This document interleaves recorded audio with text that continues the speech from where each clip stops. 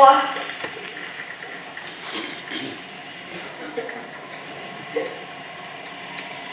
Où es-tu? Je me suis enfuie. Toujours à la traîne, mon petit Paul. Trop petit, trop massif, trop lourd. Approcher du géant, ça se mérite.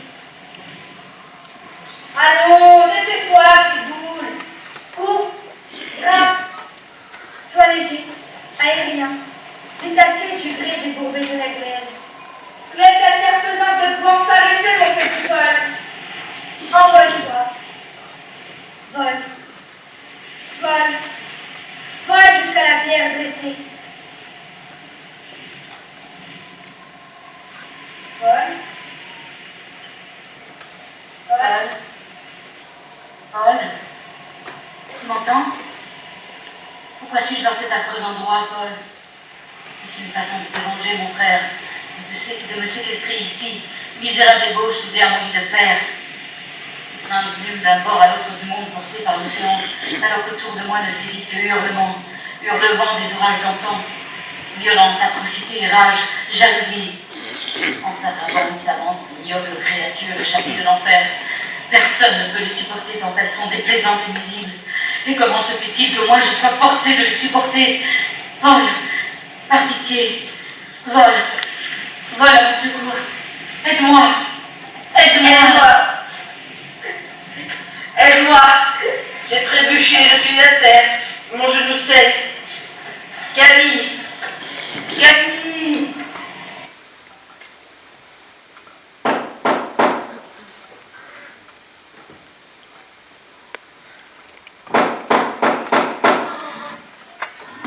Camille, c'est Paul.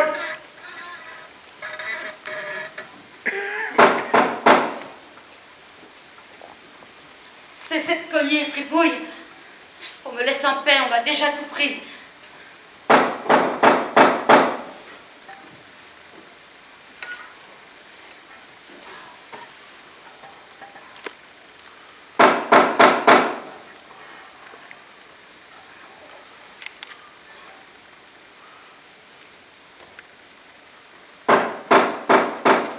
Qu'est-ce que vous me voulez? Ouvre-moi, Camille.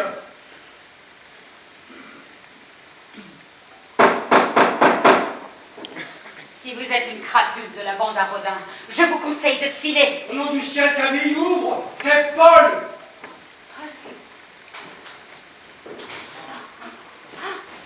C'est ainsi que tu m'accueilles, sauvage? Un bâton à la main, je veux me tendre les bras. Ma parole, tu es tombé du lit. Nous avons à parler.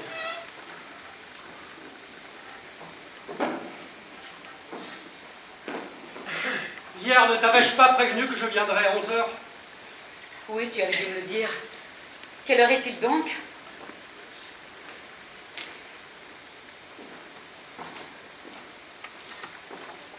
« 11h passées de 4 minutes. Une précision de coucou suisse. Tu veux dire fonctionnaire? Voilà le terme lâché, ce que tu penses, fonctionnaire. Puisque comme Cyrano te le sert, je n'ai rien à ajouter. Pas de commentaire, monsieur Claudel. Que fais-tu en chemise pétrifiée bleu de froid? Couvre donc ce corset impudique.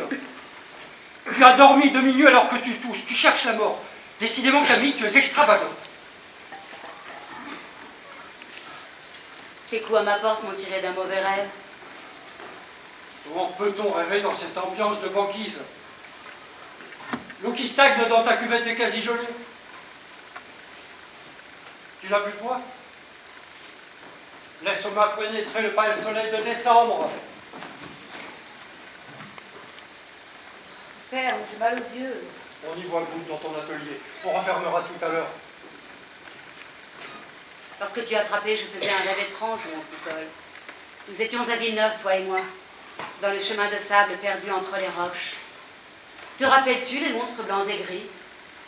Dans le bois, la vieille, captive de la pierre, délaissée à jamais au bord de la falaise, face au vide, statufiée. Ta voix arrivait jusqu'à moi, étirée par le vent. Camille! Camille! Et par je ne sais quel maléfice, tout a basculé. Et le sentier s'est effacé. Et le sable est devenu boue. Et un coq s'est mis à chanter. Et ce fut l'aube, la pureté crayeuse du matin. À cette seconde incertaine qui précède le jour, un fiacre noir s'est arrêté, ici, sur le quai. Les hommes ont emporté la statue de Cloto. Ils l'ont saisie par surprise. Elle ne s'est pas laissée faire. Je te jure qu'elle s'est défendue. Je l'ai bien vue dans le reflet du miroir agiter ses bras décharnés. La face ricanante de la vieille décrépite, c'était mon visage, c'était moi, Paul. Après, j'étouffais dans une chambre-fenêtre scellée, enclose dans des cris de femmes menaçantes, les bras enserrés dans une camisole, une souffrance atroce qui tord le cœur. Personne pour me sortir du 7e cercle de l'enfer m'en va jeter. Ni toi, ni Louise, ni maman, ni papa, qui, je crois, était mort. Encore moins l'autre, qui riait de me voir impuissante, entravée, emmurée, emmurée. Calme-toi, emmurée, Camille, calme. emmurée.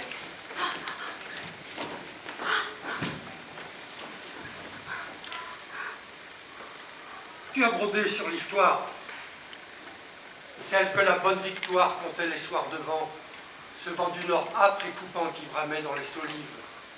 Le dur vent de chez nous, une lame pénétrante comme un tourment de l'âme, elle nous disait la légende de la hauteur du diable. Ton rêve l'aura déformé. Te souviens-tu qu'elle mimait tous les personnages de ses doigts arthritiques? Et le sieur de bruyère, et le diable, et le maçon. Elle singeait Satan, les yeux rougis par l'éclat de la flambée mourante. Elle était Satan. J'avais envie de fuir de toute la vitesse de mes si courtes jambes. Je m'en souviens comme si cela datait d'hier. Cesse de te tourmenter, Camille. C'est de victoire dont tu as rêvé.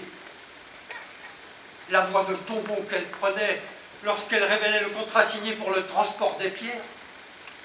Si tu consens à me donner ton âme, avait dit le diable au maçon dans les rayons du soleil déclinant, je peux construire pour toi le monastère en une nuit, une seule, une courte nuit. Demain, tout sera fini, tu seras riche. Marché conclu, je te vends mon âme, avait répondu le mécréant. Et le démon, réjoui, s'était mis aussitôt à l'ouvrage. Sur le dos, une hotte dans laquelle il portait les blocs sans effort. À l'aube, le contrat était en passe d'être rempli. Le jour laiteux éclairait le bâtiment. Le maçon déjà comptait ses deniers, mais il y a toujours un mais, tu le sais bien. Mais un coq se mit à chanter, et Satan dut s'enfuir. Dans sa course affolée, la hauteur se répandit, toutes les pierres, toutes, sans en accepter aucune, se sont éboulées en un méphitique chaos. Dans la roche se creusa une grotte de sorcières. Te rappelles-tu comment on se blottissait l'un contre l'autre dans l'humidité de l'endroit? Louis s'époumonnait à nous chercher et ne nous trouvait pas. C'est de ce flux enseveli que l'on a bien tort, puisqu'il est toujours là d'appeler le passé. Que me vient l'inspiration, Camille? Cette grotte diabolique par la magie du verbe deviendra l'antre d'une réprouvée, affectée dans sa chair, une lépreuse. La lèpre qui ronge n'est-elle pas le symbole de l'égarement des sens, une malédiction? L'idée du décor déjà me pousse en tête, la lépreuse parmi ces monstres farouches du génie qui ont épouvanté notre enfance. Je serai une chose inouïe, un miracle prendra corps. Là, devant les spectateurs, tu seras... Tu ne m'écoutes pas, Paul. Que m'apporte ta lépreuse, tes décors de théâtre, tes miracles, ta bouffe fissure de dramaturge d'ambassade. Tu recommences à me faire du mal. Que t'ai-je fait pour mériter un tel mépris? Je croyais nos querelles apaisées. Pourquoi m'humilier, Camille? Parce que tu n'entends pas ce que je veux te dire. L'endroit où je t'ai enfermé m'était inconnu. Une grande bâtisse, un hôpital, un asile, une prison. Un de ces lieux de torture du corps et de l'esprit. Et j'étais là, implorante. Cet endroit n'avait rien à voir avec Villeneuve. J'ai froid. Mais habille-toi. On est fait au gel ici. Ne peut-on faire du feu? Où sont rangées les bûches? Paul, crois-tu au rêve prémonitoire? Dieu seul dispose du pouvoir de nous instruire de l'avenir si cela entre dans ses plans. L'Ancien Testament fournit d'exemples. Jeanne la Sainte, Jésus lui-même meurt des visions. Fiche-moi la paix avec Dieu et ses saints. J'ai peur. On me veut du mal. Tes lubies te poussent vers l'ornière. Tu empruntes, mais tu ne peux pas. Crois en Dieu, ça te sauvera. Je n'ai rien à faire avec Dieu et le ciel. Je suis un purgatoire, à moi toute seule. Ce que je proclamais au temps de mes amours contrariés. Prends-moi, Paul. On me veut du mal. Des êtres de chair et de sang. Ça se passe ici. Et maintenant. Penses-tu que je sois folle? Ne les as-tu pas vus hier soir après moi? Ces ministriennes, ces injustes, ces envieux, des incapables, insensibles à la beauté, que j'extirpe de la pierre. Des idées, tu te fais des idées. Libère-toi de ces chimères. Pose ton arme. Passe à sa route, tu es glacé. Fais-moi le plaisir de te couvrir. Des idées, des chimères. Alors tu ne me crois pas. Tu soutiens mes ennemis, tu me renies, tu es sale cœur. Ne hurle pas, ne fais pas la méchante. Ne t'ai-je pas toujours soutenu? Nous sommes liés, toi et moi. Deux Russes unis comme deux bracelets de foin. Russes, oh oui, c'est ainsi qu'on nous juge. Je n'oublierai jamais leurs airs de dindon confit dans le salon de Mallarmé. Tous ces beaux esprits nous lorgnant du coin de l'œil, attendant un faux pas, une bourde pour en faire leur chou gras, sans bosser toute une semaine. J'exècre Paris puis que papa nous y a laissé. Cette ville a chargé ma jeunesse d'un poids accablant. N'en déplaise à notre père, je suis sorti du lycée avec un bagage négatif. J'ai détesté mes professeurs, des ignorants bourrés de rhétorique, asservis aux vieilles lois de la prosodie, aussi niais et enflé que le maître de philosophie de M. Jourdain. J'exècre Paris puis que papa nous y a laissé. Cette ville a chargé ma jeunesse d'un poids accablant. La ville ne nous vaut rien, ma sœur. Nous sommes des paysans produits de la terre grasse. À Villeneuve, dans l'océan céréal, je suis un paysan. Consul à Fouchéou, petit village à l'odeur d'opium, je reste un paysan. Je n'ai pas à feindre. Personne ne m'observe. À Paris, je dois affecter d'être cousu d'une autre étoffe. Dans leurs soirées vitupérant par derrière, ces faunes aux pieds fourchus me qualifient encore de pecno, de provincial à l'accent impossible qui se pique de faire des vers. Et ils pouffent, ils ricanent. Je fais les frais de leurs traits.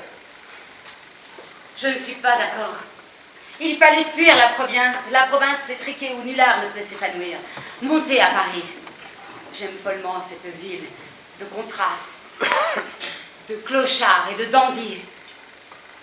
Moi, je me divertis dans les dîners mondains à observer les dindons, comme tu dis, engoncés dans leurs habits lustrés, le cou irrité par leur col empesé. Je les épie de loin sans jamais m'y mêler. Sais-tu, Paul, que je passe mon temps à les imaginer nus comme la main, bien centrés sur la sellette du modèle, une bedaine grasse surmontant une petite bistouquette rabougrie. Il y en a de plus attrayants, vrai. Ben oui, je ris d'eux. Quand l'un de ces moustachus s'avance raide, un balai planté dans le trou-lala, et me demande « Eh bien, mademoiselle Claudel, peut-on savoir ce qui vous amuse tant ?» Je redouble de rire. Puis-je lui répondre « C'est d'imaginer votre pactage, mon cher comte, qui me réjouit si fort. » Tu devrais essayer dans tes soirées officielles. Je t'assure, Paul, la nudité, ça désacralise. Voyons Camille, tu es vulgaire. Vulgaire, le grand mot. Je me rappelle maman le premier matin à Paris. Son chapeau noir perché sur un chignon ramassé, comme un corbeau sur son nid. Les lèvres rentrées, plus pincées que jamais, à croire qu'elle avait avalé toutes ses dents. Sa démarche sur les trottoirs, jambes serrées, de peur qu'un manant l'engrosse en la frôlant.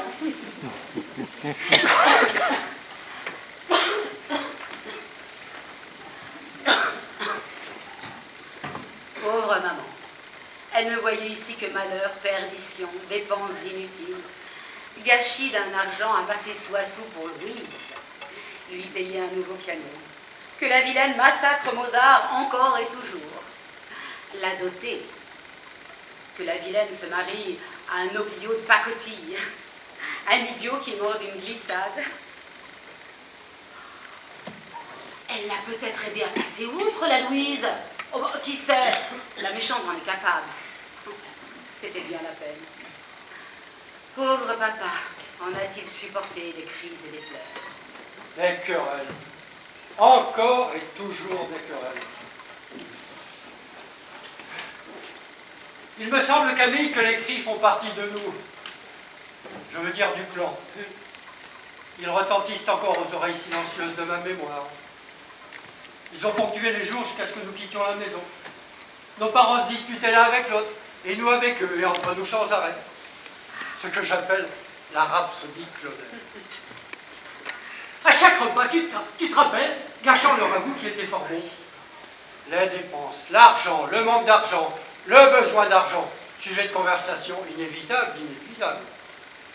Lorsqu'il était question de ta vocation... Maman disait caprice. Ah, vocation, caprice, qu'importe, les chicanes atteignent alors l'ampleur des grands opéras.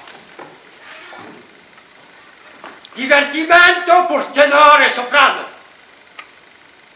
Adagio, allegretto, allegro ma non troppo, fortissimo, lorsqu'à l'unisson, Louise et toi en chœur, hurlez à la mort pareil à des louves agonisantes. En contrepoint, la résonance des cuillères au bord des assiettes, argument, contre-argument, enchère, surenchère, vibrato de la voix suraiguë de maman, contre-lutte, couac, silence. Mystérieusement, le silence s'installait aussi pesant que les cris. Ne subsistait selon les jours que le bruit de la soupe au chocolat-paix ou nos mastications du bœuf en sauce, sans compter les soupirs de victoire. Ah oui. On fixait la miette la plus proche dans l'attente du deuxième mouvement. Inévitablement, le concert reprenait par le fracas de la porte que tu claquais. Qui hésitait à se dégonder. Et maman se mettait à pleurer. Papa prenait ton parti, te rattrapait dans le couloir. Ma petite sorcière, qu'il disait. Tu étais la fauteuse de trouble, mais s'il te pardonnait tout. Tu as toujours été sa préférée. Si je t'avais moins aimé, ma sœur, j'aurais pu en prendre ombrage. Oui, oui, ne me regarde pas de cet œil-là, ombrage. La jalousie est un vilain défaut, mon petit Paul. Mais c'est comme à ma papa que je dois être sculpteur. Je suis bien de sa chair, comme il disait avec un lyrisme surprenant pour un homme aussi sage. Une Claudel, je connais ma valeur. Il s'inquiétait tant lorsque je travaillais pour Rodin. Je ne me consacrais pas assez à mon œuvre. Il avait raison. Aujourd'hui, je suis la meilleure statuaire de Paris. Quel dommage que je sois la seule à le dire. Pire, certains envieux me dénient le titre de sculpteur. On me ravale au rang d'éternel élève de qui tu sais. Je ne suis élève de personne, tu m'entends? On chuchote que mes statues portent l'empreinte de son école. Je l'ai encore entendu pas plus tard qu'hier devant mon percé, que le maître lui-même y a mis la patte. Et pourquoi pas le menton, héron, héron? C'est tout le contraire, crois-moi. J'avais promis de ne jamais vendre la mèche, mais pourquoi le ménager? Il me ménage, lui et sa bande de canailles. Les bourgeois de Calais sont de moi, mon petit Paul. Les 6, le groupe entier, pas un Rodin. Pouah, son nom me brûle les lèvres. Il faut ignorer ce méchant homme qu'on l'oublie.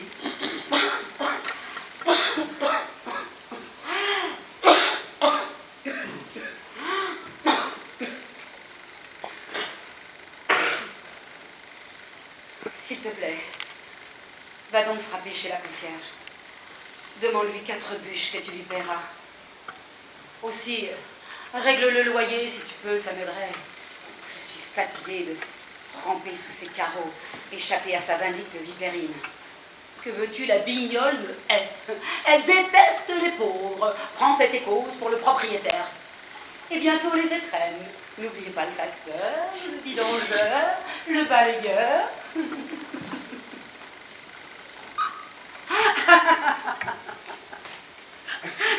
Tous vont venir m'embrasser au jour de l'an. Je n'ai pas un sou à leur donner.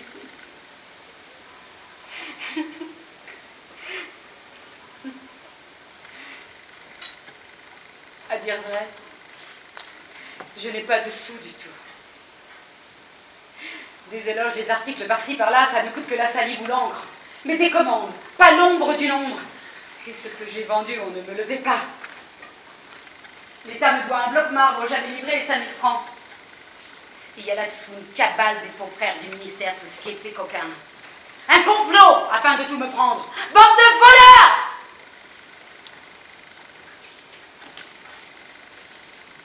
Adonis? Oh, ne me jette pas ce regard de coquelet offensé.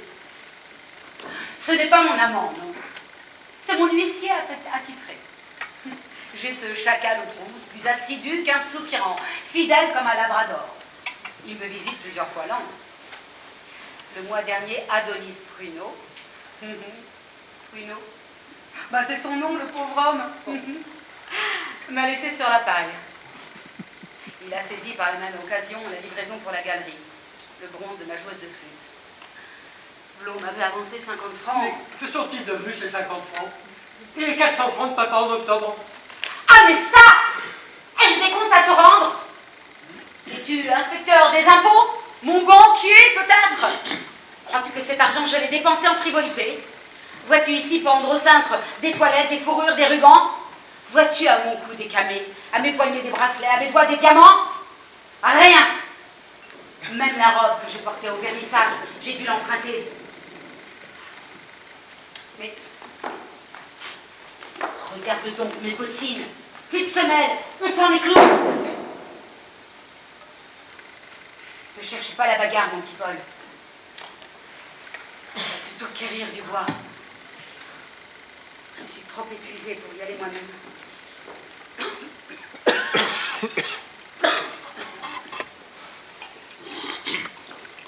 Et n'oublie pas le terme.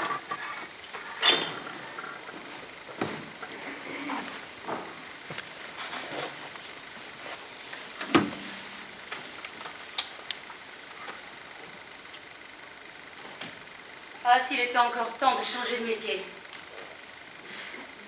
Oui, je pourrais, comme les autres, m'acheter de belles robes, de beaux chapeaux, qui fassent ressortir mes qualités naturelles. Mais non, au lieu de ça, je cède à ma passion pour les édifices douteux, les groupes plus ou moins rébarbatifs, invendables.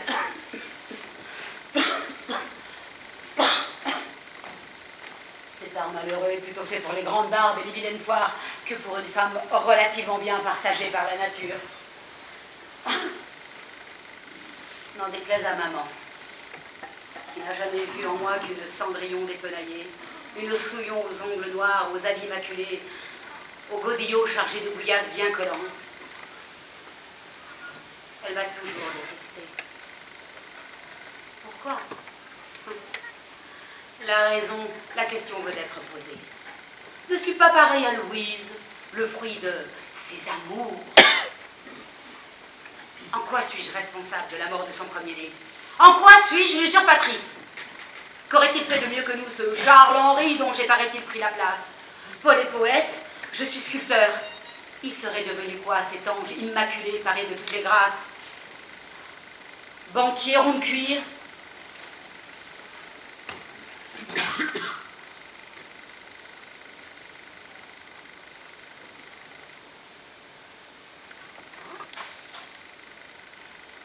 Tu aurais préféré cela, ma mère, plutôt que d'essuyer la honte d'une fille qui attaque le marbre au ciseau, façonne des corps dans la volupté de l'étreinte. Ces sexes bien visibles heurtent ta pudeur. Cacher ce sein que je ne saurais boire. Tartufferie d'hypocrite. Tu n'es pas la seule. L'inspecteur des beaux-arts hurlait devant mes danseurs. Le rapprochement des sexes exagère la nudité de tous les détails humains. Il fallait que je les habille. Pourtant, qu'y a-t-il de plus beau qu'un sexe dressé face à un ventre qui brûle attendant le festin? De plus éblouissant que des êtres enlacés qui valsent sans toucher tard, sans toucher sol, dans l'harmonie de l'amour. Les beaux vers de Paul non plus, tu ne les comprends pas, ma pauvre mère. Voici l'heure brûlante et la nuit ennuyeuse. Voici le pas, voici l'arrêt et le suspens.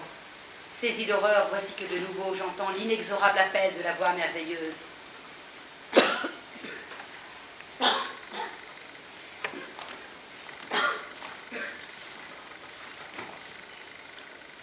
Les as-tu même jamais écoutés?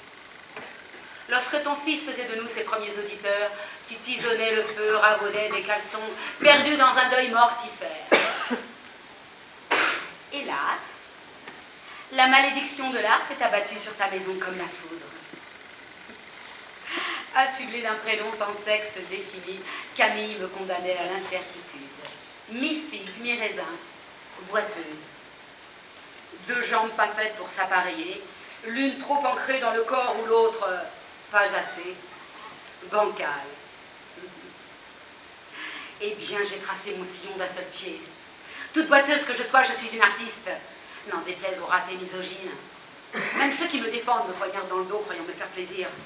S'étonnant après coup qu'un gratte, je ne dise pas merci. Ils ont osé écrire que j'avais du génie comme un homme qui en aurait beaucoup, que j'étais un brave homme. Je n'invente rien, j'ai gardé les articles. Où sont-ils?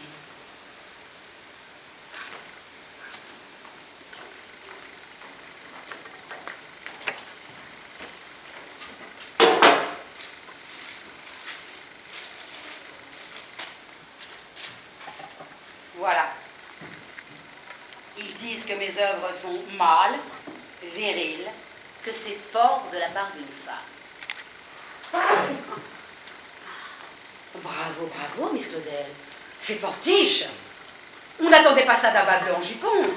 Si vos lentilles au lard sont tant bien réussies, on ira dîner chez vous en sortant du salon.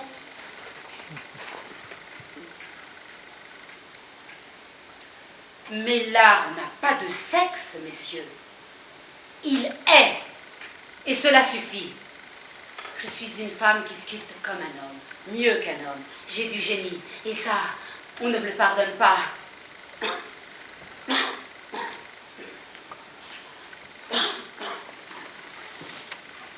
Combien de temps encore vais-je pouvoir tenir?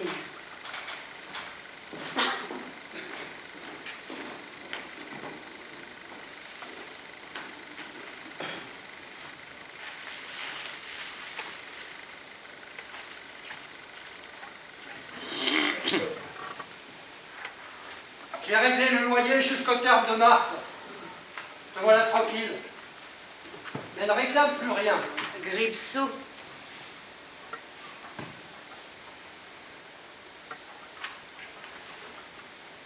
Elle t'a donné un reçu, la vipère. Sans quittance, elle beuglera demain à qui veut l'entendre que je n'ai rien payé. Tu l'as? Oui. Je la pose.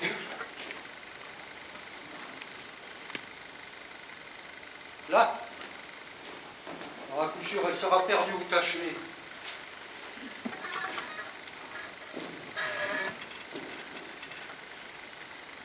Tu as vu l'état de ton manteau? Une nippe de clochard, tu exagères. Tu joues à la vieillarde gothique, à l'épouvantail à moineau. Arrange-toi. N'as-tu rien de propre à te mettre de ces oripeaux? Il paraît que tes voisins se plaignent. Adam, oui, et de quoi? Mais de tout. De ta tenue, du bruit de la poitrole sur le marbre, du tac-tac du ciseau sur la pierre, du gris-gris de la lime à polir, de la terre que tu amènes, des gravats que tu emportes, mais plus que du reste, de tes fréquentations, tes amis. On leur reproche quoi, mes amis? D'être d'une espèce qui fait du tort à un immeuble bourgeois. Ah, la concierge a bavé. Monsieur le consul de France est chargé de remettre de l'ordre dans l'existence désordonnée de sa souillon de sœur. Donner un tour de vis, reboulonner la vie relâchée de l'artiste dépravé, mettre au pas la rebelle. L'indomptable, dirait maman. Je sais d'où ça vient, ces bris. Du 2e étage, du protestant, un franc-maçon. Ah ben vrai, franc comme un âne qui recule, oui. Il porte bien le tablier. Médecin sans diplôme, il ferait crever un cheval. Je ne fais pas me laisser faire, mon petit Paul.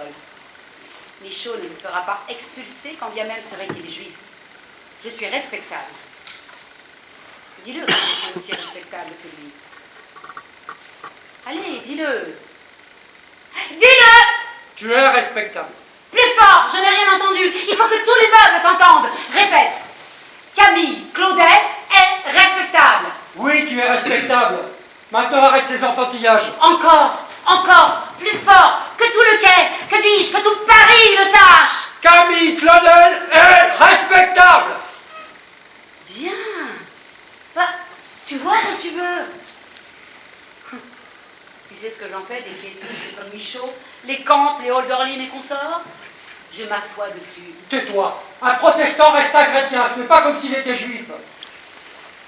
Et puis es-tu si sûr qu'il soit parpaillot, le bon docteur Michaud?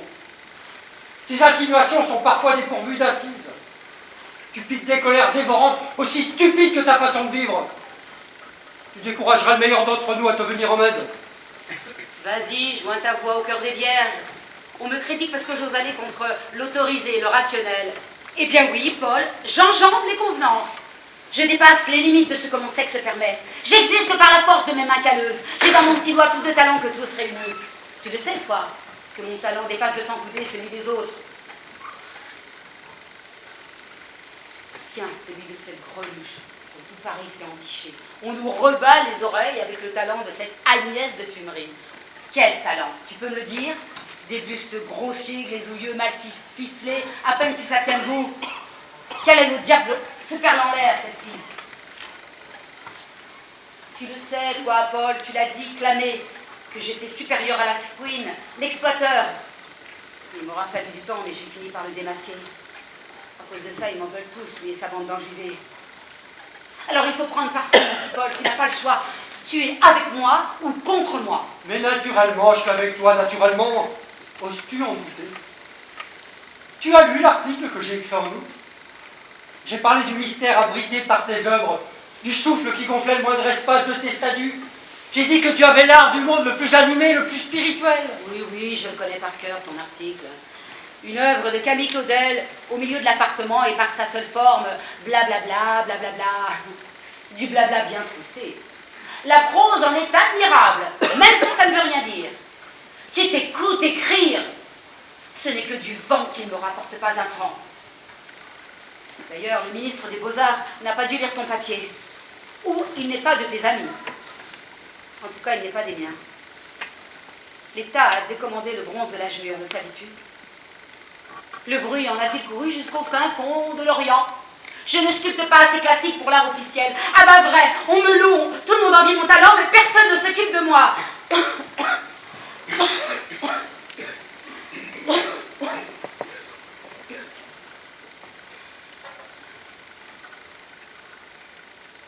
Je suis souffrante, Paul. Il y a toujours quelque chose d'absent qui me tourmente. Créer me supplie. Ça prend là et là une bête qui me dévore. C'est difficile, mais je m'accroche. Une tique sur le dos de la bonne société. Un morpion bronchitique. Voilà ce que je suis.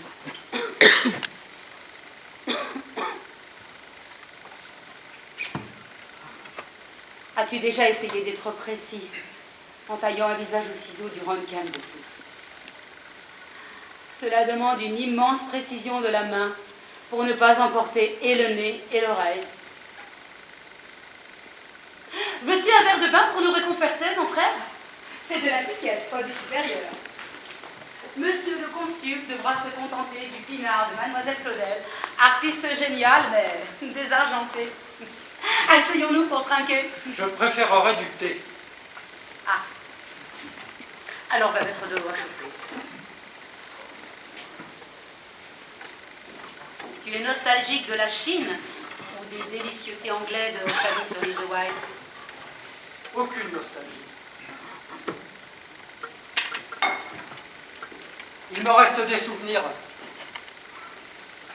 L'Angleterre a été pour nous, j'entends nous deux, un lieu magique, une sorte de parenthèse entre deux âges.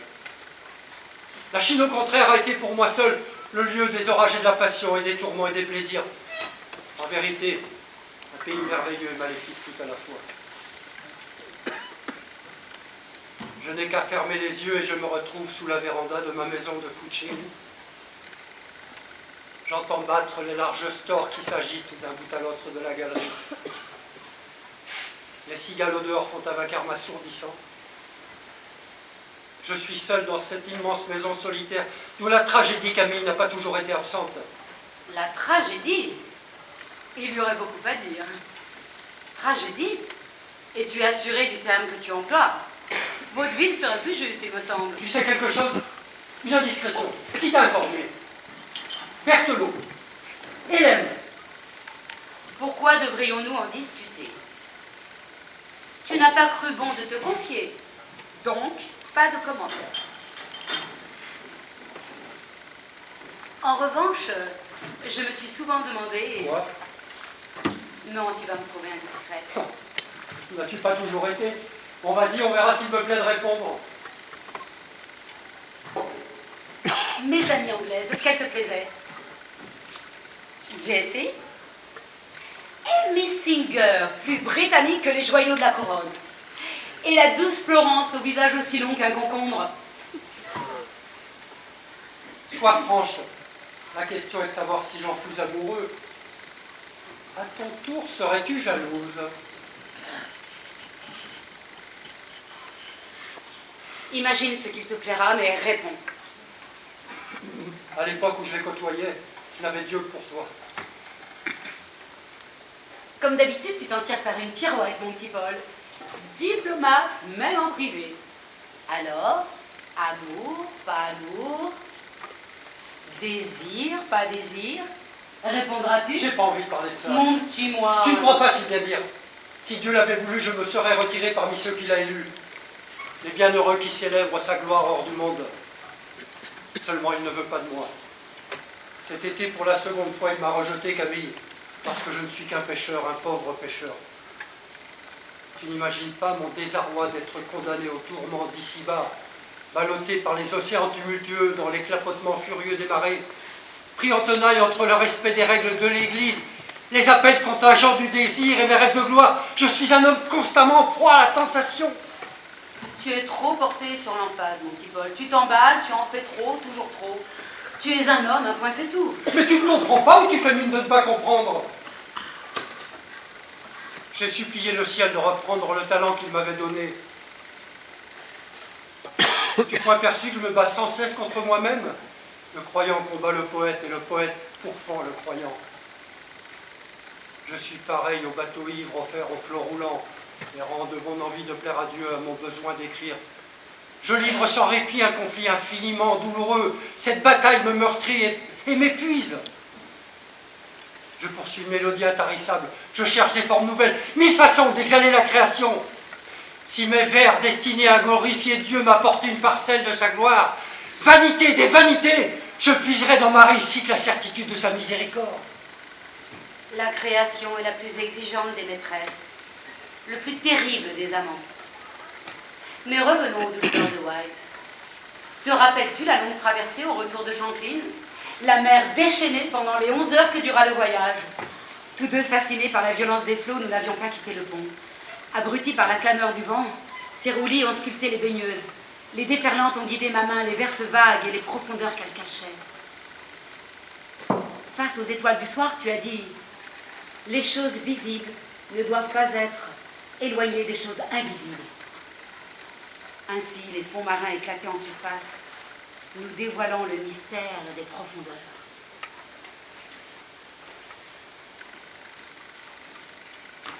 Je me souviens qu'au dernier dîner, j'avais pleuré des larmes chaudes et amères, inconsolable de quitter la légèreté insulaire. Moi aussi, je vais pleurer, avais-tu dit, car j'aime Fanny et je veux me marier avec elle. En entendant cela, j'avais bien ri.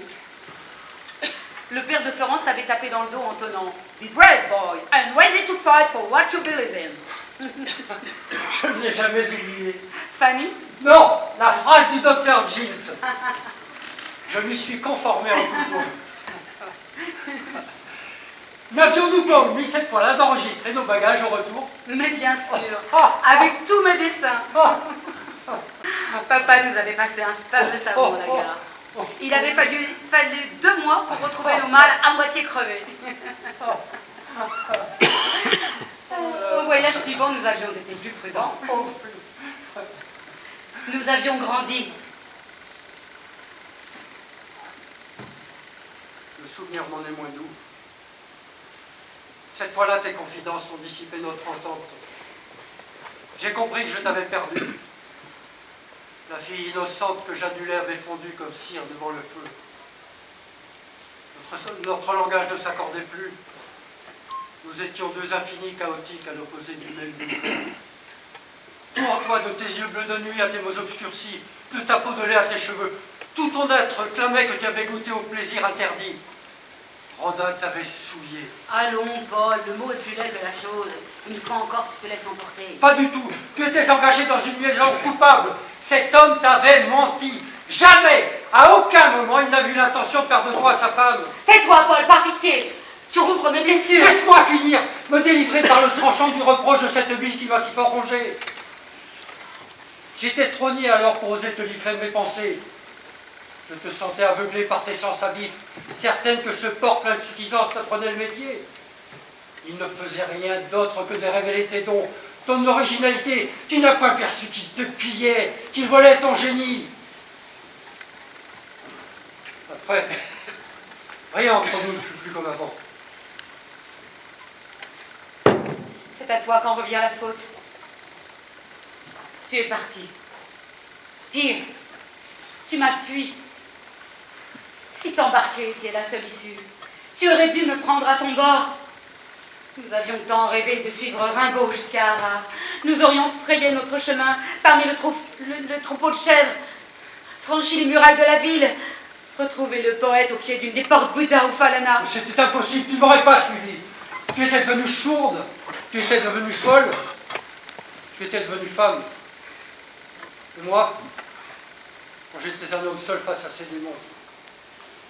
Païen converti, j'avais renoncé avant même de la connaître à l'impérieuse sensualité dont tu étais esclave. Crois-moi, ce ne fut pas facile. Écartelé, tiraillé, entre les aspirations de ma nature et les injonctions de ma foi, j'étais en agonie, Camille. Je me souviens du soir de Notre-Dame. C'est ainsi que je l'ai baptisée. Tu en faisais une tête. On s'apprêtait à fêter Noël. La volaille était cuite, presque brûlée. Tu te faisais attendre. Maman râlait, comme toujours. Louise nous saoulait, blanche, noire, croche, parfois un soupir. Jamais de silence, hélas. Et je suis rentré bouleversé et me suis pris les pieds dans le porte-parapluie. Bouleversé? Non, plutôt transfiguré. Nous sommes passés à table, tu t'es assis en face de moi. Illuminé. J'ai pensé que tu avais été foudroyé. Tu bâillais la bouche ouverte devant la dinde, comme les anges devant la Vierge Marie sur les tableaux du Louvre. Et tu ne mangeais rien. Maman te fixait étrangement. Devant ton sourire idiot, elle a même failli laisser choir la bûche au beurre. C'est papa qui t'a sorti de l'extase, en évoquant les illuminations qu'il avait lues dans Vogue. Pourquoi n'as-tu rien dit ce soir-là? Je ne sais que répondre.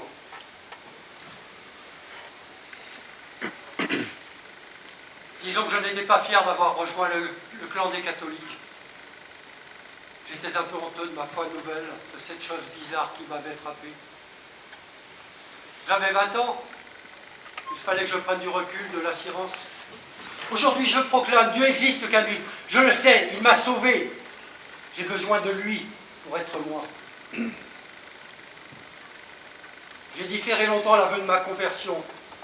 Ce ne fut pas facile de te parler, Camille. Tu avais depuis longtemps soustrait la famille à l'église. Je craignais que tu te gausses. J'avais peur de tes sarcasmes, de ton rire de cristal, de tes pics aiguisés, que tu me traites de petit curé. Tu étais une tigresse. J'avais encore plus peur de toi que de papa. Ce n'est que des années plus tard, face à l'océan, dans cette île si propice aux élans, que le courage m'en est venu. Me suis-je moqué? Non, mais dans ta surprise, tu m'as traité de fou. Quant à la réaction de notre père, crois-tu que je n'y avais pas réfléchi pendant tout ce temps? Je savais qu'il pousserait des cris en pestant « Encore une des folies de mon fils !» Cher papa, nous ne l'avons guère épargné. Dieu, depuis, n'a cessé de me mettre à l'épreuve. J'ai failli, j'ai aimé, j'ai péché. Lorsqu'à 18 ans, au creux de mon lit, tu me lisais des poèmes, tu clamais que le péché n'existait pas. Jadis, si je me souviens bien, Ma vie était un festin où s'ouvraient tous les cœurs, où tous les vins coulaient. Ces vers sont magnifiques.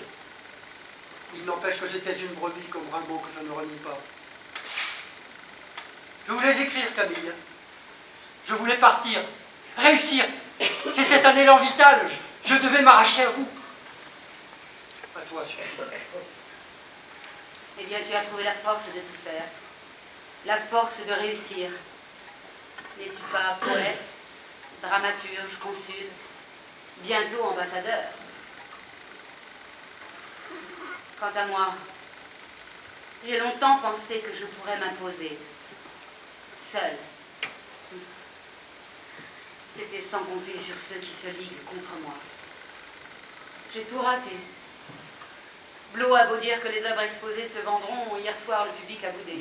Allons, ne proteste pas. Tous ces gens de la haute venus au vernissage pour la curée, assister à la mise à mort de Camille Claudel.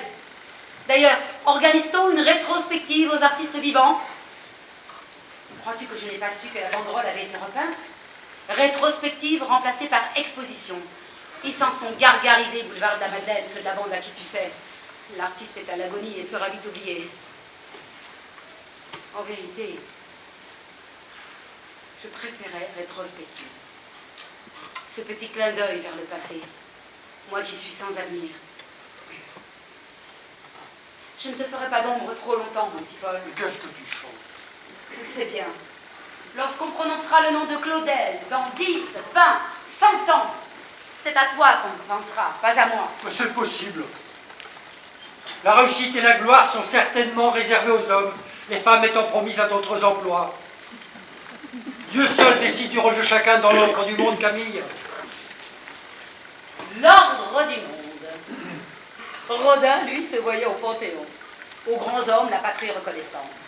Toi, tu invoques l'ordre divin. Chacun de votre style, vous êtes bien pareil. Qu'as-tu dit? Dieu seul décide du rôle de chacun. Dieu est un prétexte commode. Il s'agit juste de protéger vos acquis. Combien de temps crois-tu que les femmes accepteront sans broncher ce rang de subalterne? Mais je ne vais pas entamer une polémique, je suis trop lasse pour ferrailler. Aucune vocation à devenir porte-drapeau du sexe faible, comme on dit. Mon combat, ce sont mes bustes, mes bronzes, mes créations témoignent pour moi. Ma liberté jaillit de la pierre que je taille, de la terre que je pétris, du feu qui fond le bronze. Je ne plierai devant rien ni personne. Je ne suivrai ni la mode, ni le conformisme. Je te fais simplement remarquer que c'est une question de justice, Paul. Je travaille comme un homme. Mes œuvres valent les leurs. J'ai droit à la même reconnaissance, et pourtant on me la refuse. Furie, ne grimpe pas sur tes grands chevaux. Il peut y avoir des exceptions parmi les femmes, mais ta personnalité, ton comportement, comment dire, tu n'y mets pas du tien non plus. Tu empruntes le chemin épineux qui mène au désastre. Il n'est pas midi, tu as déjà plus d'une demi-bouteille. Hier soir, tu étais presque ivre. Pas de sermon, ne monte pas en chair. La soi-disant morte avait besoin de se remonter le moral. Tu n'en veux pas? Vrai? Alors je la finis.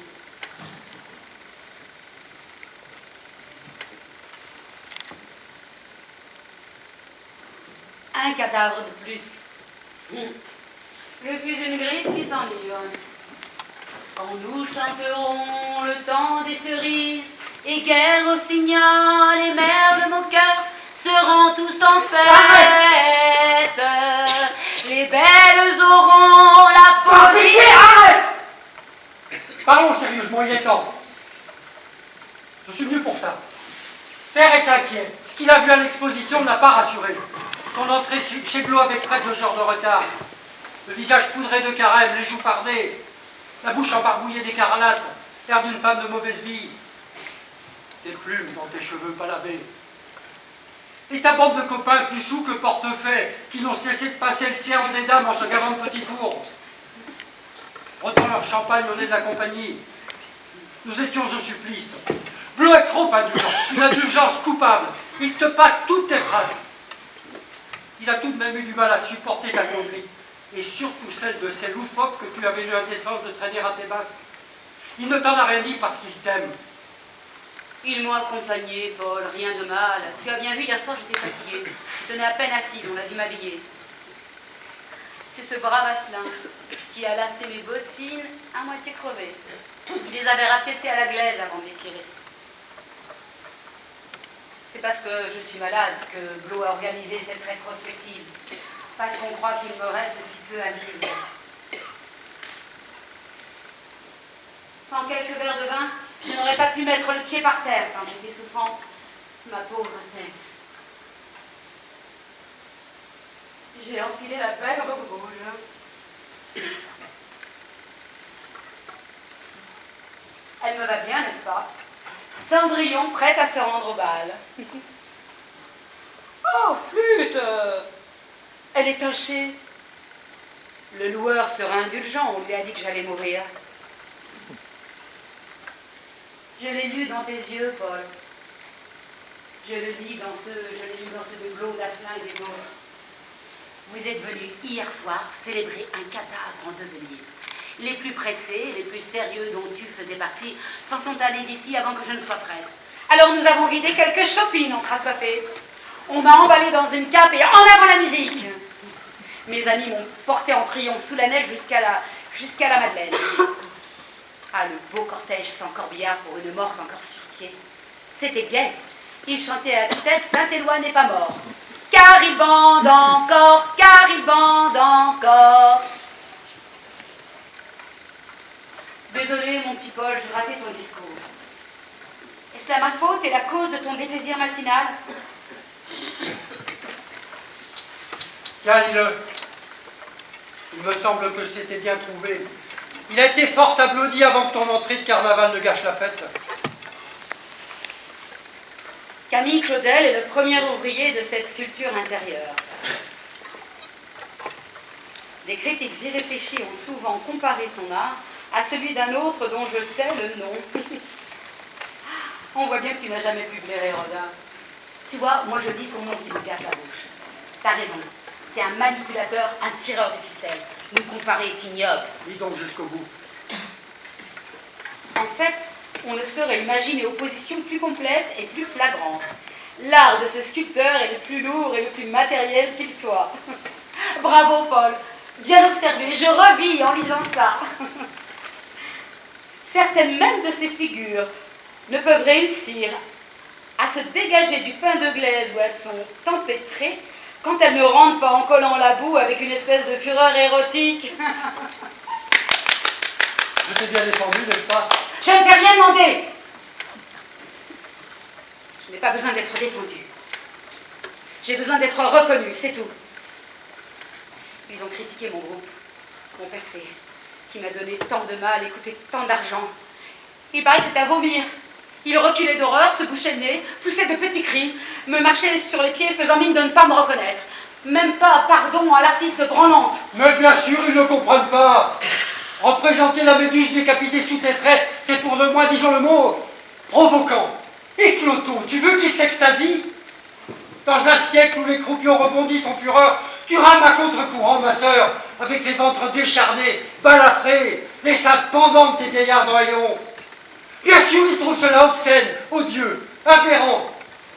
Exposer à la vue ce qui déjà fait horreur dans la pénombre du déduit, et cela au nom de l'art. Mais la beauté seule a droit de citer sous les lustres à pampilles. Tu exposes tes écarissages. Tu n'as fait que des provocations. La provocation a des limites. Tu me critiques. Tu me désavoues. Tu juges sans connaître l'originalité du travail. Depuis quand tu es docteur Espierre? Je vais tout détruire, tout. Il ne restera rien. Soyez satisfaits. Je pulvériserai tout jusqu'au dernier grain de plâtre. Mon percé n'ornera jamais l'escalier de la comtesse. Qu'elle aille au diable se faire dans l'air, elle aussi. Je lui rendrai ses 1000 francs, quitte à manger des épluchures et qu'on n'en parle plus.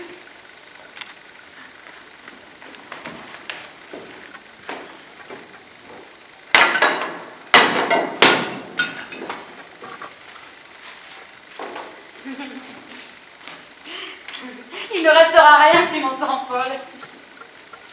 Les espions de l'autre, ceux qui entrent ici quand je ne suis pas là, ne trouveront à voler que des gravats.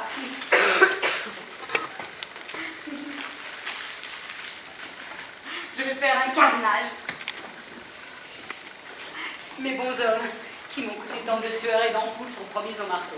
Le Sahara, à côté de l'atelier de Camille Claudel, c'est la forêt vierge.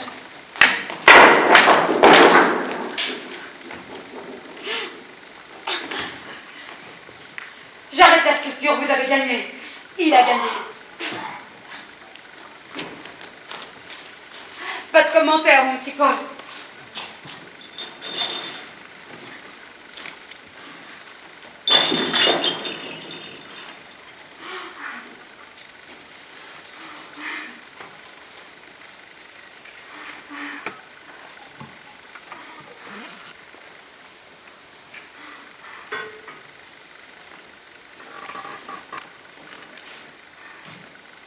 Viens pas de moi.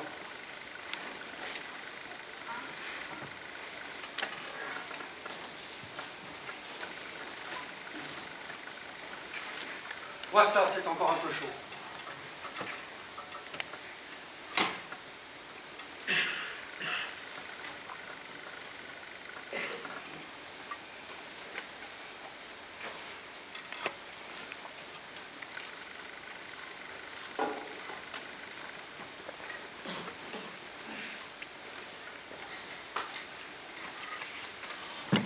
Hier, j'ai rencontré Claude Debussy. Il vient de divorcer. Le savais-tu? Sa femme m'a dit le détournait de son œuvre. Ah, voilà un musicien à mon goût.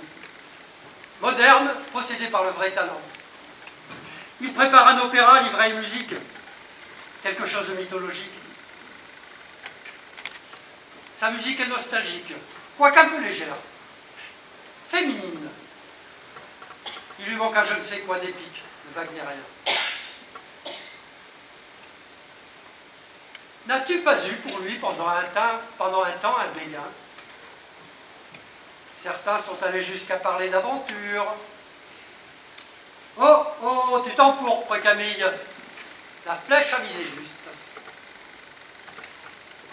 Il m'a demandé de tes nouvelles avec une certaine chaleur dans la voix et une petite buée dans l'œil.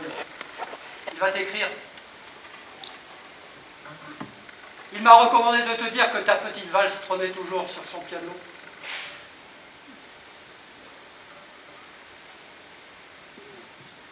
Bien que divorcé, voilà un homme qui fera un parti présentable. J'imagine que tu te contenterais d'un mariage civil.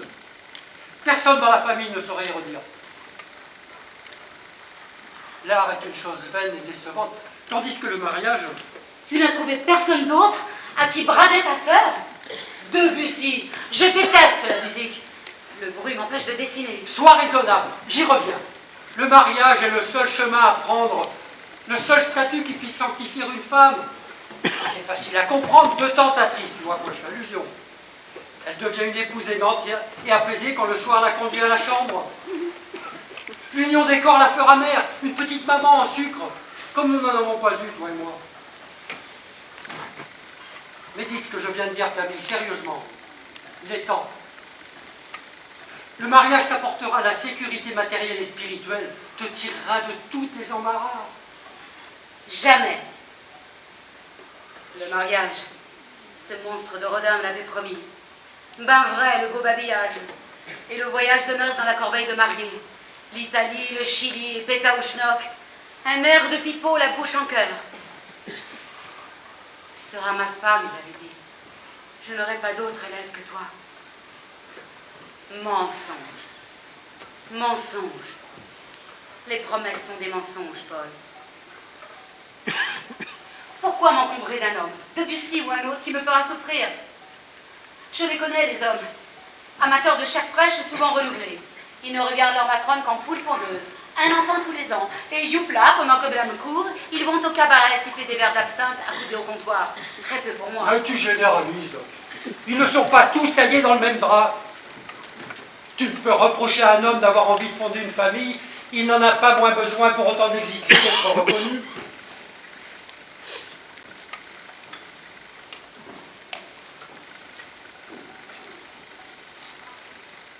Se peut-il que tu ne ressentes aucune tendresse pour les enfants, Camille?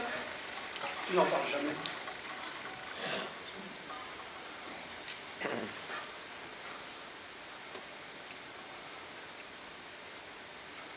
Tu ne sais rien.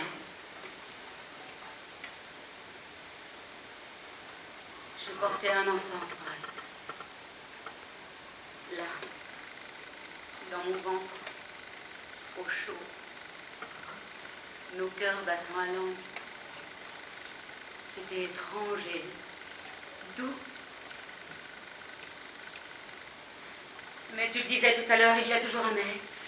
Mais que deviendra un enfant sans père? Le fruit misérable d'un collage, un bâtard. On le couvrira d'opprobre. Le monde lui fera porter le signe des réprouvés. Ton lépreux, ta lépreuse, ça sera lui, ça sera elle. Notre siècle n'est pas indulgent.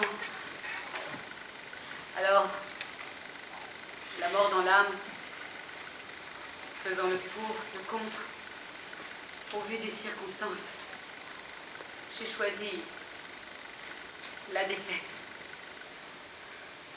On parlait de choix en pareille occurrence. J'ai pris la décision, voilà Paul. Voilà le mot, décision. La décision d'avorter. Camille, tu mens pour me tourmenter. Je te dis la vérité, tu crois qu'on invente une douleur semblable? Tu as fait le choix de la mort contre celui de la vie, décidé de commettre un crime que tu devras expier le reste de ton existence. Mais te rends-tu compte de la gravité de ton geste? Avorter le pire péché qui soit. J'ai tout supporté de toi. Tes relations avec un homme de l'âge de notre mère, tes poses lascives de modèle ouvertes à tous les vents. Mais te conduire comme une faiseuse d'ange en allant livrer ton ventre à toi. Arrête, Paul, arrête. Pas la Parce que peine... tu perds mon chagrin en compagnie. Arrête. Pas la peine de m'enfoncer tes griffes dans le cœur. Bon. Où étais-tu alors? En Amérique? Qui aurait pu m'aider, me conseiller? Je n'ai pu en parler à personne. Surtout pas à maman. J'ai dû tout faire toute seule, comme toujours et sans un sou. Et j'en ai eu le cœur chaviré, le corps déchiré.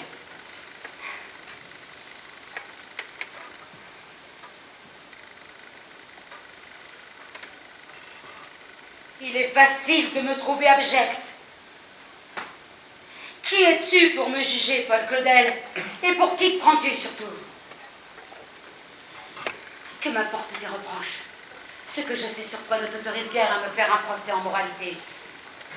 Je n'aurais pas fait de commentaires, mais puisque tu te risques à me fouler aux pieds, à m'infliger tes préjugés de petit converti extatique, je ne vais pas me gêner, vrai.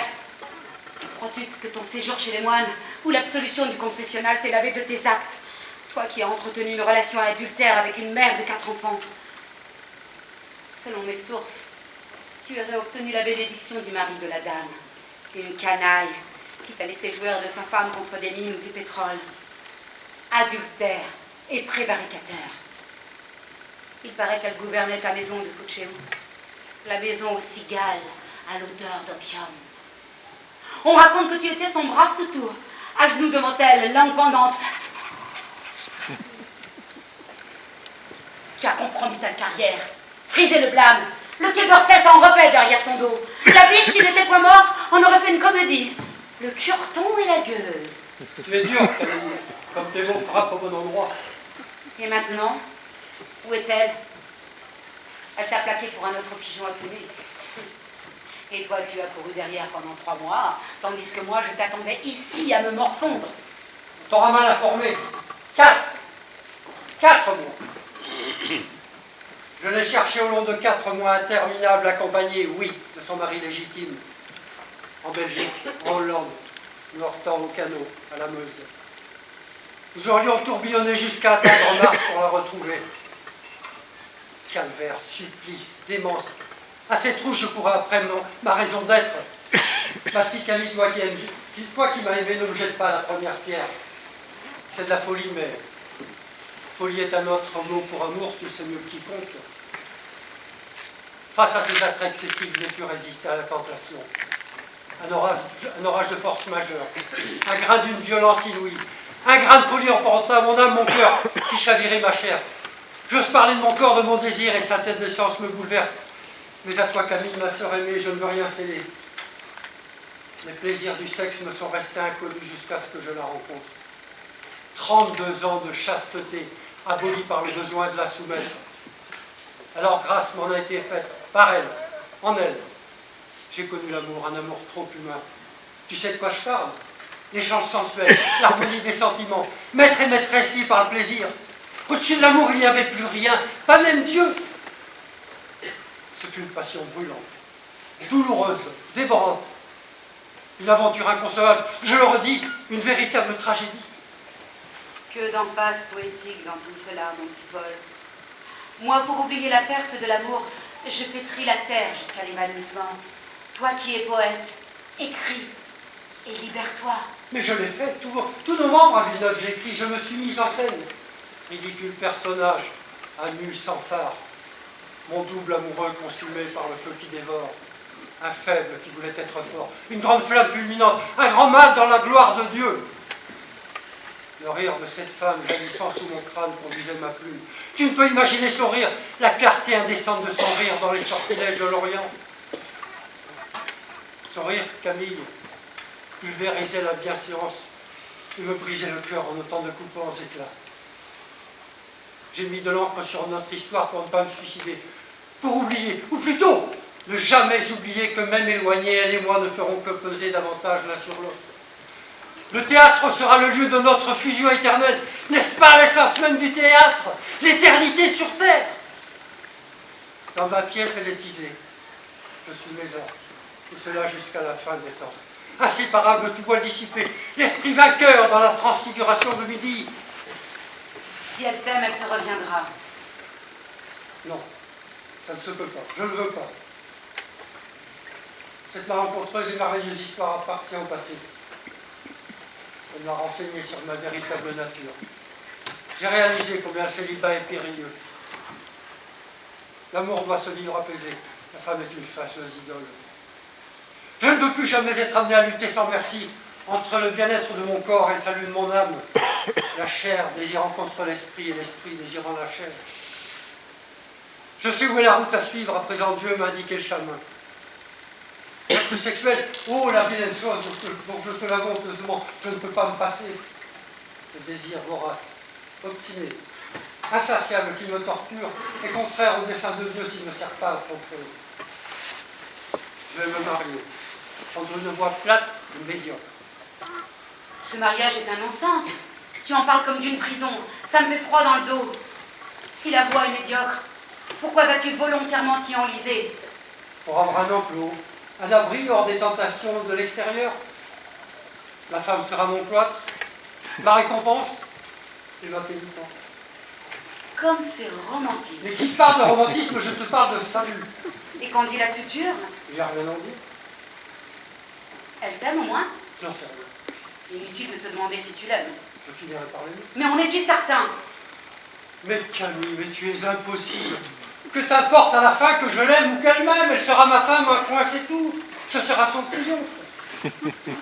Elle me regardera l'esprit tranquille, entretenant le feu, travaillant à ma gloire, la considérant comme ma main ou mon pied, avec le respect qu'on doit à un morceau de soi. Songe-t-on à aimer d'amour ses mains ou ses pieds, Camille? Et comment s'appelle-t-elle, cette malheureuse? Reine. Elle se nomme Reine, mon confesseur est son parrain. Elle est pure et chrétienne. Que puis-je demander de plus, Camille? Je sais qu'elle saura faire mon bonheur, saura tenir son rôle, élever mes enfants, bâtir ma lignée. L'âge va venir, j'ai assez longtemps erré. Avec une épouse à mes côtés viendra la sagesse. Nous nous fiançons dans quelques jours, le mariage est fixé au 15 mars. Dorénavant, Dieu me jugera. Cesse de parler de Dieu, tu me mets au supplice. Quand repars-tu?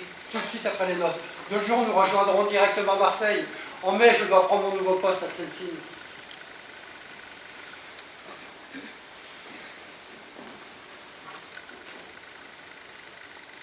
Nous avons bavardé longtemps, Camille, comme des amis. Te retrouver m'a fait du bien. Il est tard. J'ai promis à maman de passer la voir.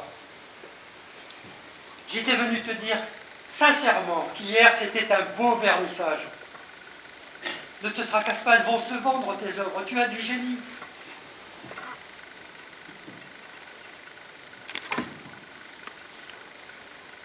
J'ai une requête à te faire. Tout ce que tu voudras. C'est délicat. J'aimerais partir avec toi en Chine, avec vous, témoin des premiers pas de votre couple. Ton mariage ne change rien, aucune femme ne peut se mettre entre nous, ma petite boule. Je me ferai toute petite, une souris si petite qu'on ne me verra pas, on ne m'entendra pas. Je serai discrète, effacée, en retrait. Je ne te causerai aucun ennui, ne provoquerai aucun scandale. Oh, dis que tu veux bien. Je ne pensais pas que tu es malade. C'est un long périple. La fatigue de la traversée. L'idée de partir me guérit. N'est-ce pas formidable? Je suis assez solide pour danser, tu vois, pour supporter le voyage. Je ne vais pas mourir, je vais déjà mieux, n'est-ce pas merveilleux?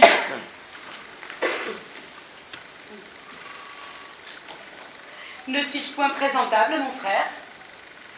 Dans les réceptions, les gens diront: qui est cette dame à l'ombrelle? C'est mademoiselle Claudel, la sœur de monsieur l'ambassadeur. Je répondrai aux salutations en esquissant une révérence. Enchanté, monsieur le ministre plénipotentiaire. Je suis un sculpteur en congé. Camille Claudel pour vous servir, Excellence. Alors, tu m'emmènes? Dis oui, mon petit Paul. Tu m'emmènes? C'est d'accord? Oui. Pourquoi, toi? Un voyage, l'aventure? Si cela pouvait te sauver de tes idées fixes, t'aviler le tout. Avril est un mois idéal pour naviguer. Nous visiterons Alep et Alexandrie. Ce sera une fabuleuse croisière. Elle ressemblera à nos vieux rêves d'enfants. Tu me serras fort contre toi, ma Camille. Je me cacherai dans ta cabine, me roulerai sur ton étroite couchette. Je ferai le chien enragé semblant de te mordre. Tu pousseras des cris. Le capitaine viendra à ton secours. Nous aurons des fous rires face à l'océan. Oui, il faut nous retrouver à Marseille, s'occuper du billet des formalités. Je t'écrirai, tu seras prête?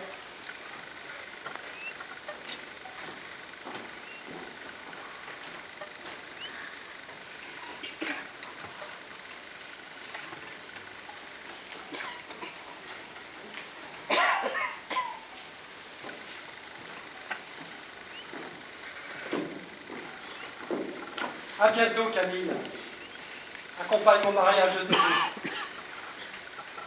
Prends soin de toi en attendant ma lettre.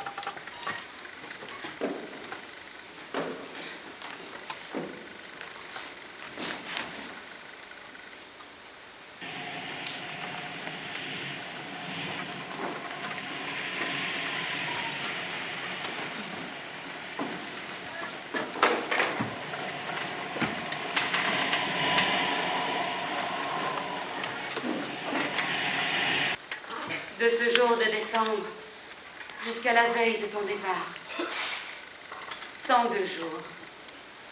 Autant de jours et de nuits menant de l'hiver au printemps. J'avais espéré. Je m'étais arrêtée de boire. J'étais allée au bain.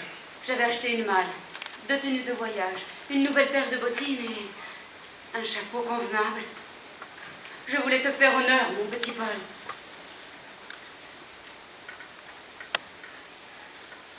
Mais le 18 mars, le bateau a levé l'ancre. Tu as quitté Marseille, pris le large, me laissant à Paris sans nouvelles, seule avec mes angoisses. Tu m'avais oublié, tout accaparé par ta jeune épouse, je suppose. Adieu, mère. Adieu, vague. Adieu, Chine.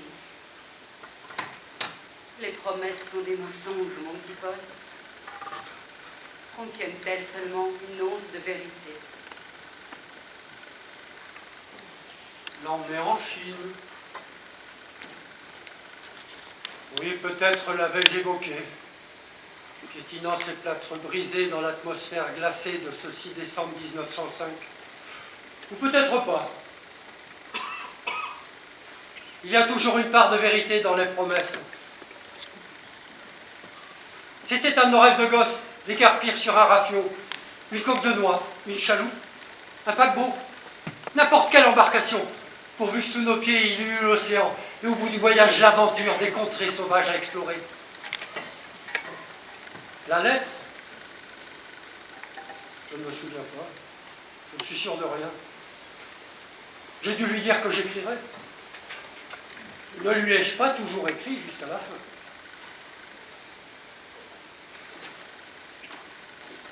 Quant à la faire vivre avec nous au consulat, était-ce seulement raisonnable de l'envisager? Ma femme aurait certainement accepté pour se conformer à mes vœux. Par charité, par amour du prochain, elle était si bonne. Mais au prix de quel sacrifice? Il en fallait de l'amour pour la supporter. Son orgueil, son mépris sans limite, ses cris, sa théorie du complot, son délire de persécution, sa démence paranoïde.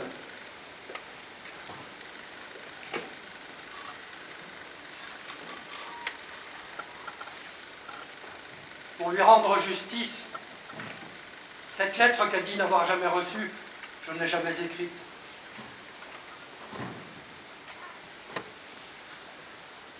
L'avais-je vraiment prouvé? Elle a pu s'imaginer, se faire des... Elle avait l'esprit prompt comme argent comptant. À ma décharge, s'il en est besoin... Je doutais alors qu'elle puisse vivre longtemps. Il eût mieux valu que Dieu la rappelât au plus vite. Aujourd'hui, vous me demandez si j'ai des remords. Il me semble que j'aurais pu faire davantage. Seulement, j'ai toujours craint l'hérédité, la déraison, la folie contagieuse. J'ai toujours eu des goûts, des fous, des passionnés, des excités. Hélas, j'avais tout le tempérament de ma sœur. Et sans la grâce de Dieu, mon histoire aurait sans doute été la sienne. Tous les merveilleux dons que la nature lui avait répartis n'ont servi qu'à faire son malheur. À quoi tiennent les desseins de la Providence? Mes vers n'ont pas été voilés de ces marbres. Il n'a rien fait de bon. Et moi, j'ai réussi. Ah oui, nous parlions de la lettre. Peut-on croire que quelques mots écrits sur un papier, un message expédié aurait pu tout changer? Qu'un voyage n'eût empêché de consumer une existence infortunée? Honnêtement, au fond de ma conscience, il m'arrive parfois de le penser. Alors à ces instants-là, je m'en veux, et les regrets me rongent, et les os, et le cœur. Et je revois la tête à chevelure sanglante, la gorgone égorgée, où j'avais cru discerner l'image de la folie, mais j'y découvre à présent l'image du remords. Ce visage sculpté au bout de ce bras levé, oui, il me semble bien reconnaître les traits décomposés. Folie, remords, lequel de ces deux fardeaux est le plus lourd à porter? Amer regret de l'avoir abandonné. Je t'aime assez, Paul, pour ne pas te maudire de m'avoir abandonné, sans argent, sans amis, sans soutien, en proie au manque, épié, forcé de me barricader. La suite, on la connaît. La camisole de fiacre noir, enlevée, séquestrée parmi de vraies folles. Je ne me suis pas rebellée. J'ai fait tout mon possible pour figurer honorablement parmi ces tangences durant 2 guerres, 3 décennies, sacrifiée, sans terre, sans larmes, crevant de faim, de froid. J'ai compté tes visites, Paul. 14 visites en 30 ans. Le nombre exact des épines de ta couronne, des stations de ton chemin de croix. À chacun de tes départs, je m'accrochais, suppliais. Reste, aide-moi, reviens-moi, reprends-moi. Je suis tête d'or, Galaxor, Marat. Ne me laisse pas, mon petit Paul.